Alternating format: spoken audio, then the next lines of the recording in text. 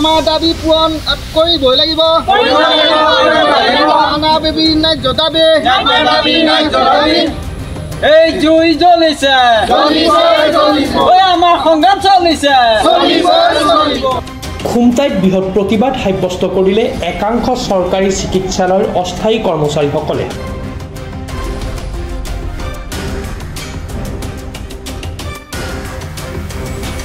দীৰ্ঘদিন অতি কম দৰমহাত সেৱা আগবঢ়াই অহা অস্থায়ী কৰ্মচাৰীসকল একগোট হৈ তেখেতসকলৰ চাকৰি নিয়মীয়াকৰণৰ দাবী বুঢ়ালীকচন ক্ষুদ্ৰ প্ৰাথমিক স্বাস্থ্য কেন্দ্ৰৰ সন্মুখত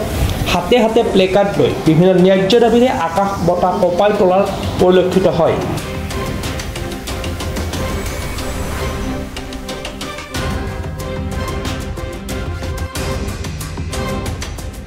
উল্লেখযোগ্য যে চৰকাৰে চিকিৎসালয়ৰ অস্থায়ী কৰ্মচাৰীসকলৰ দৰমহা বৃদ্ধি আৰু চাকৰি অতি শীঘ্ৰে নিয়মীয়াকৰণ নকৰিলে আত্মজা যাব বুলি হুংকাৰ দিয়ে স্বাস্থ্য কেন্দ্ৰৰ সন্মুখত আজি আপোনাৰ যি সদৌ অসম অস্থায়ী চিকিৎসালয়ৰ যি অস্থায়ী কৰ্মচাৰীসকল আছে আজি আমি ইমান দিনে আমি চৰকাৰী চিকিৎসালয়ত আমি আমাৰ যি কৰ্ম আমি প্ৰদান কৰি আহিছোঁ আমি সেই কৰ্ম প্ৰদান কৰাৰ স্বত্তেও আজি আমাৰ যি মাননি সেই মাননি আমাৰ 2000 বা 4000 বা 1000 বা 500 আমাক সেনেকৈ প্ৰদান কৰে আমি তেনে স্বত্তেও আমাৰ কৰ্ম আমি কৰি আহিছোঁ ৰাইজৰ সেৱা কৰি আহিছোঁ আজি আমি নোৱাৰিছোঁগৈ আমাৰ যি পৰিয়াল পোহপাল দিবলৈ আমাৰ বহুতখিনি কষ্ট হৈছে আজি আমি চৰকাৰক অনুৰোধ জনাইছোঁ মুখ্যমন্ত্ৰী ডাঙৰীয়াক আমি অনুৰোধ জনাইছোঁ আমাৰ কথা এবাৰ শুনক আমাক সমমৰ্যাদা দিয়ক এজন চৰকাৰী কৰ্মচাৰী যি প্ৰাপ্য পায় আমাৰ সেই প্ৰাপ্য আমাক প্ৰদান কৰক আজি আমি যি ধৰণে জীয়াই থাকিবলৈ সংগ্ৰাম কৰি আছোঁ সেই সংগ্ৰামক আমাক সহায় জনাওক আমাৰ গুৱাহাটী অঞ্চলত আমাৰ অস্থায়ী স্বাস্থ্যকৰ্মীসকলে প্ৰতিবাদ সাব্যস্ত ৰাখিছে তেওঁলোকে কিন্তু আজি কেইদিন উকলি গ'ল আমাৰ চৰকাৰীসকলে কোনো ওলাই অহা নাই দুখ লাগিছে কাৰণ আমিওতো এখন চৰকাৰী চিকিৎসালয়ত অস্থায়ী হৈ যদি আমাক কোনো আমাৰ ন্যায্যৰ পৰা বঞ্চিত কৰিছে আমি নহ'লে আমাৰ হোষ্টেল নচলে আমি বাথৰুম চাফা কৰিব লাগিব আমি ঘৰ মাৰিব লাগিব আমি কাপোৰ পাৰিব এই সকলোখিনি কাম কৰি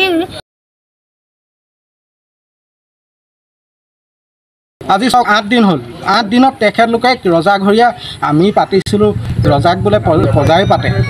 মুখ্যমন্ত্ৰী মহোদয় আজি তালৈ যোৱা নাই বা আমাৰ যিটো স্বাস্থ্য বিভাগৰ কোনো তালৈ যোৱা মানুহ দুখৰ যে আমাৰ মানুহখিনিয়ে কি কৰিব লাগে আমি আমাৰ মানুহখিনিয়ে লেট্ৰিন বাথৰুম চফা কৰাৰ পৰা আদি কৰি এৰ চকীদাৰ নাইট চকীদাৰ ৰিচিপশ্যনিষ্ট কোনো আছে আমাৰ কিন্তু আমি কাম কৰিলে নহয় আৰু আমি সমানে কৰিব লাগে গোটেই এজন চৰকাৰী কৰ্মচাৰীয়ে যিটো কৰিব লাগে আমিও সমানেই কৰিব লাগে কিন্তু তেখেতলোকে আমাতকৈ বহুত দৰমহা পায় তেখেতলোকৰ সমানে সমপৰ্যায় আমাক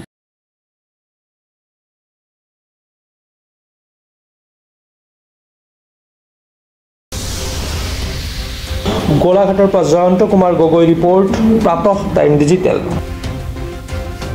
অসমৰ সংবাদ জগতখনৰ বাবে এক সুখৰ খবৰ আপোচবিহীন ৰাইজৰ কণ্ঠ সাপ্তাহিক কবচ পুনৰ এবাৰ অসমৰ ৰাইজৰ মাজলৈ স্বত্বাধিকাৰী প্ৰণীতা কলিতাৰ দ্বাৰা প্ৰকাশিত আৰু আপোচবিহীন একাংশ নপুৰণি অভিজ্ঞতাপুষ্ট সাংবাদিকৰ দ্বাৰা প্ৰচাৰিত তথা eco printing press Guwahati Katabari গড়চুকত মুদ্ৰিত সাপ্তাহিক কবচ এতিয়া অসমৰ বিভিন্ন প্ৰান্তত উপলব্ধ আমাৰ ঠিকনা মুখ্য কাৰ্যালয় অসম ফৰেষ্ট স্কুল হৰি মন্দিৰ পথ গুৱাহাটী আৰু উপ কাৰ্যালয় Kalita market Bijoynagar Kamrup Assam mobile number হৈছে 9435114666 7002472813 আমাৰ ইমেইল আইডি হৈছে kobos2025@gmail.com